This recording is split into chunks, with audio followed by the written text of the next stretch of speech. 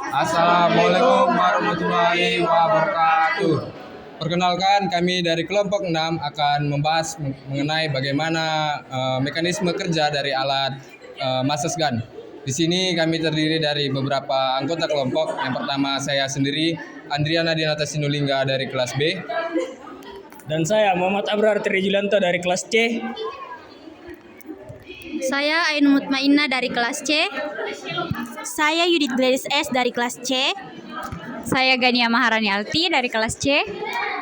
Saya Nunu Anggreni dari kelas A. Saya Cecilia dari kelas B. Saya Melisa Muktiazah Rara dari kelas B. Dan saya Siti Fadila dari kelas B. Dan saya Nauratul Jannah dari kelas A.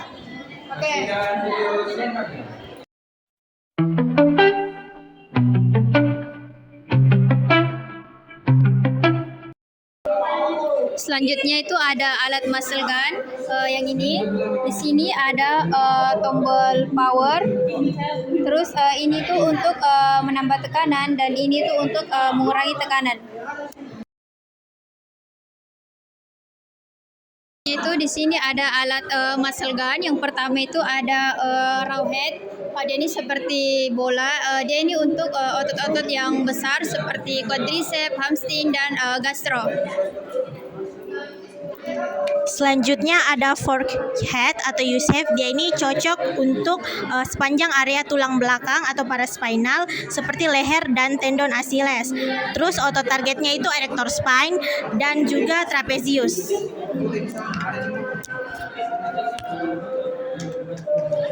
Selanjutnya itu ada bullet hand, di mana ini fungsinya itu adalah untuk pemijatan titik trigger point atau otot kecil yang dalam.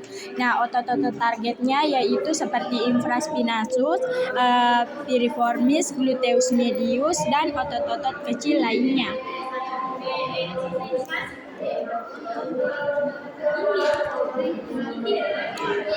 Selanjutnya yaitu ada golden finger, di mana ini itu desainnya ujungnya melengkung dan agak runcing seperti jari telunjuk manusia, di mana itu dia berfungsi untuk meniru tekanan jari saat melakukan pijatan di titik-titik tertentu.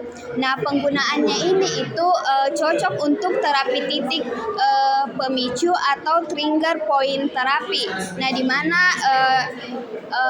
otot-ototnya itu di mana otot-otot yang kecil atau area yang membutuhkan tekanan mendalam dan terarah seperti punggung bagian atas, telapak kaki dan juga pada bahu.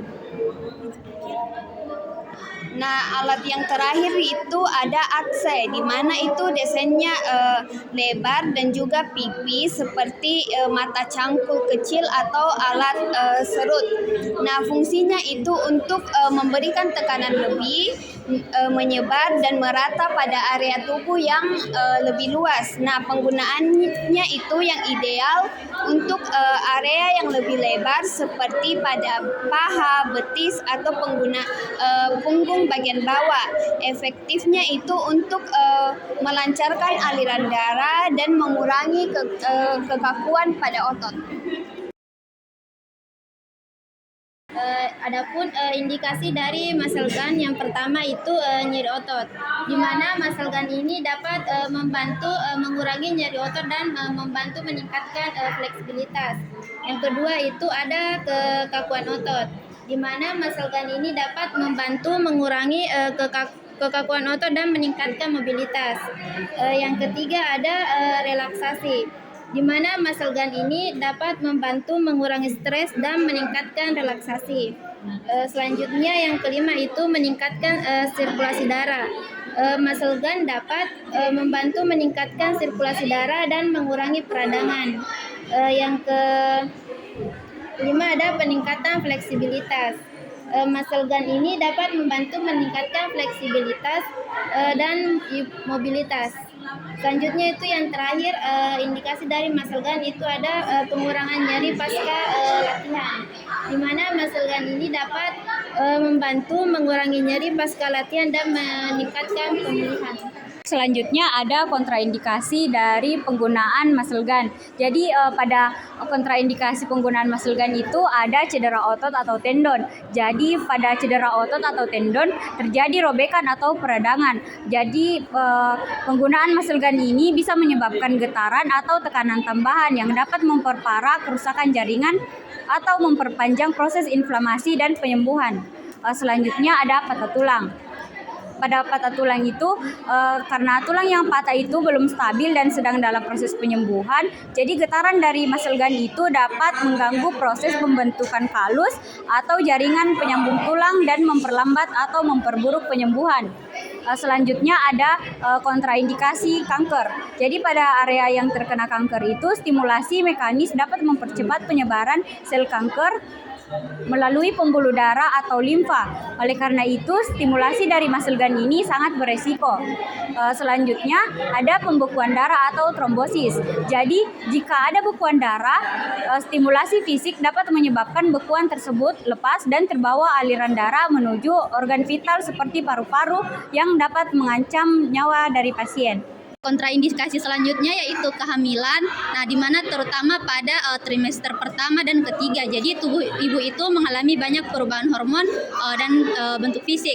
Jadi stimulasi berlebihan dapat memicu kontraksi, mengganggu aliran darah dan memicu stres fisik pada janin. Kemudian pemakai pacemaker, di mana muscle gun itu menghasilkan getaran yang dapat mengganggu sinyal listrik atau sensor pada alat pacu jantung yang bisa mengganggu ritme jantung dan berbahaya bagi pengguna pacemaker. Kemudian implan logam, di mana getaran itu dapat menyebabkan logam bergeser atau menyebabkan iritasi jaringan di sekitarnya. Selain itu, logam bisa menghantarkan panas atau getaran berbeda dari jaringan normal, memicu ketidaknyamanan atau cedera. Yang terakhir ada infeksi, di mana pada area yang terinfeksi, penggunaan muscle gun bisa menyebarkan infeksi itu lebih luas melalui aliran darah atau jaringan sekitar dan memperparah kondisi serta menghambat penyembuhan. Oke, untuk muscle gun ini, kepala muscle gun ini bergetar seperti maju mundur dengan kecepatan amplitude itu sekitar kurang lebih 10 hingga 16 mm. Ya, jadi yang pertama itu gerakan kepala alat. Jadi gerakan itu bergerak maju mundur dengan frekuensi biasanya di antara 1.200 hingga 3.200 per menit. Gerakan cepat ini menghasilkan getaran mekanis yang merambat ke jaringan tubuh.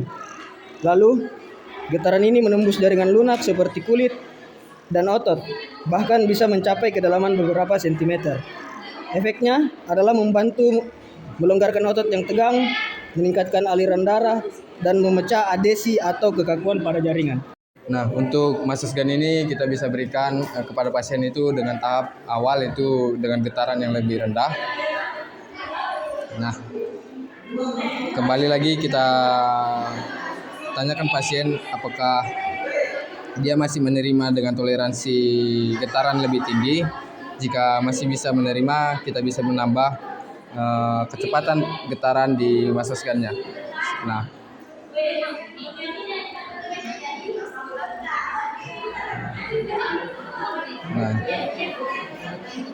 Namun jika toleransi pasien tidak menerima getaran yang lebih tinggi, maka kita bisa mengurangi getarannya.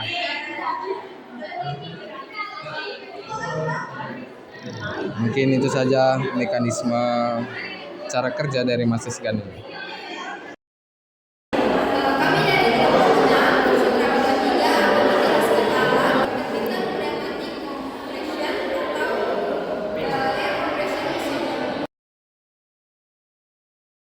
Jadi, intermittent pneumatic compression atau air compression message ini merupakan alat terapi yang menggunakan teknologi udara untuk memberikan pijatan lembut pada bagian tubuh seperti lengan, kaki, atau semua bagian tubuh juga bisa. Nah, dia ini prinsipnya menggunakan kantung udara atau airbags untuk mengembang dan mengempis guna untuk memberikan pijatan.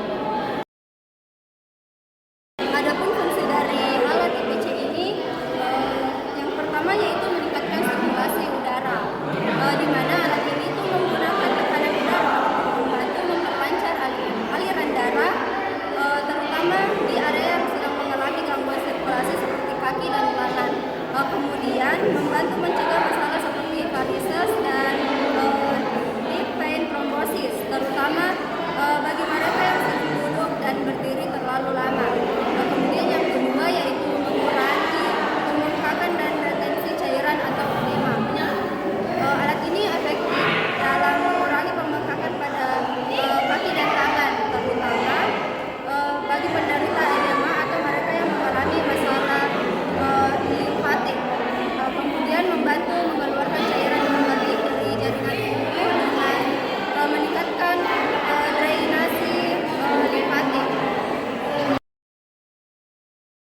Yang pertama itu, yang ini ada tombol power di bagian atas tengah.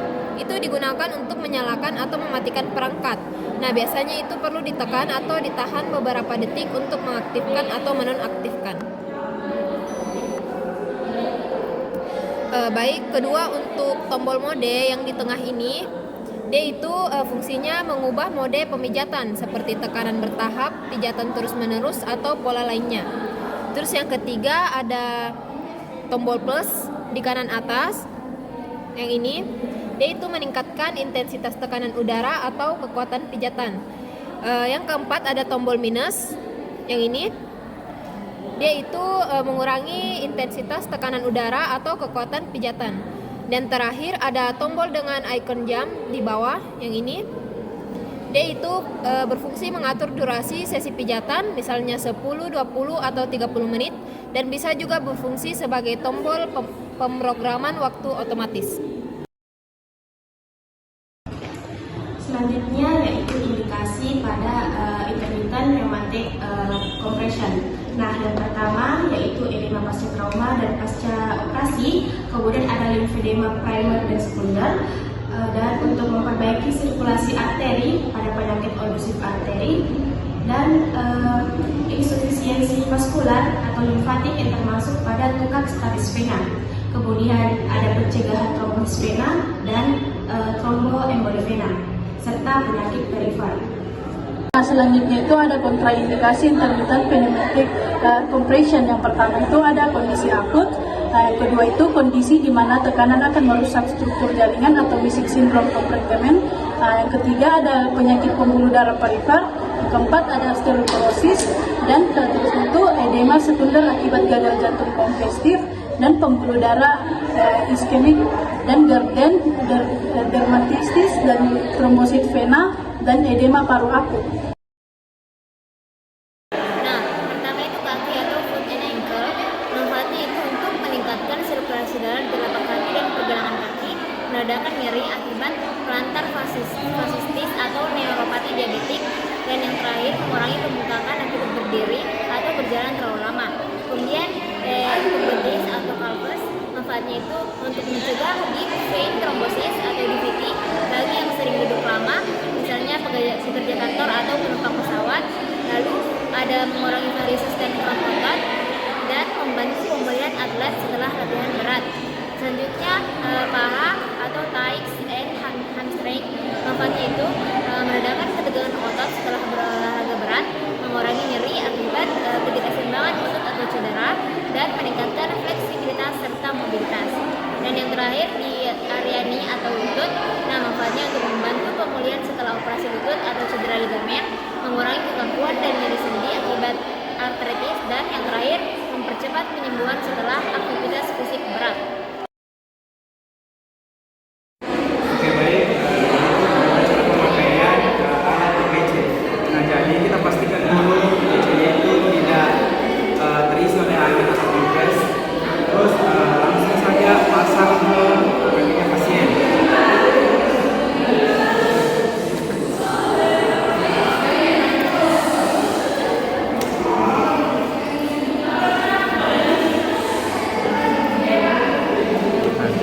Pastikan juga alat tersebut ini dalam keadaan baterainya full.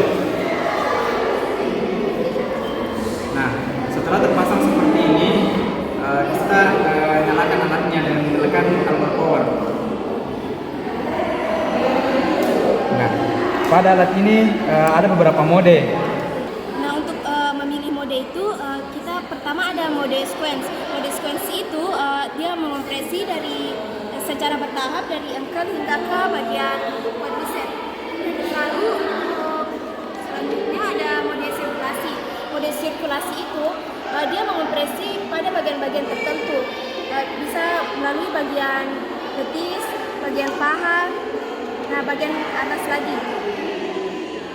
Sirkulasi juga bisa mengopresi dua bagian sekaligus. Nah, yang mode ketiga itu ada mode hold. Mode hold ini dia mengopresi secara langsung dari ankle hingga ke quadricep. Nah, selain itu ada juga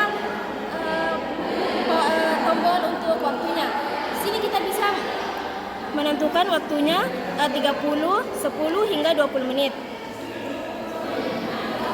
Untuk frekuensi juga kita bisa menentukan itu paling rendah ada 50 mm high raksa hingga ada 200 mm high raksa. Selanjutnya itu pada frekuensi yang dimana dia ini terdiri dari 4. Yang pertama itu untuk relaksasi dan pemulihan otot. Nah, frekuensinya itu 2 hingga 3 kali per minggu dengan durasi 15 hingga 30 menit per sesi. Terus dengan intensitas rendah hingga sedang yaitu 20 hingga 70 mm air raksa. Tujuannya itu untuk mengurangi kelelahan otot, meningkatkan sirkulasi darah, dan memberikan efek relaksasi.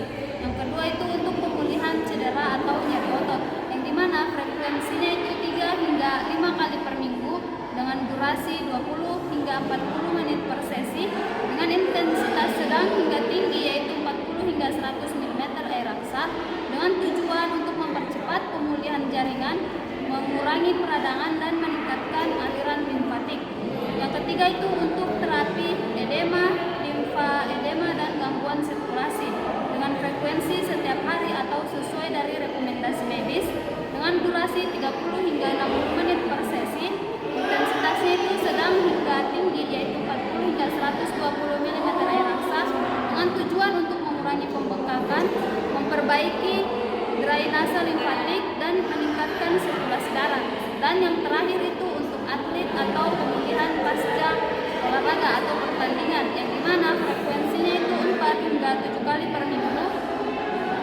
Terus durasinya itu 20 hingga 45 menit per sesi. Intensitasnya itu sedang hingga tinggi yaitu 50 hingga 120 mm air raksa. Dan tujuannya itu untuk mengurangi kelelahan otot, mempercepat pemulihan, dan meningkatkan fleksibilitas. Parameter IPC, arterial, dan biokompresi. Parameter yang direkomendasikan untuk IPC itu yang pertama ada parameter tekanan. Pada arterial itu dia 120 mm air raksa. Nah, biasanya ini diterapkan hanya pada kaki yaitu di area betis. Nah, biokompresinya itu 40 sampai 50 mm air raksa. Nah, ini diterapkan pada seluruh tupai bawah. Nah, parameter yang selanjutnya itu ada waktu siklus. Banyaknya ruang itu multi chambers, inflasi 4 detik kali 3 siklus per menit. Keterlambatannya inflasi betis itu 1 detik per 50 detik dia mati. Terus pada biokompresi itu banyaknya ruang atau multi chambers, dia itu waktu inflasinya 40 detik. Sedangkan waktu deflasinya itu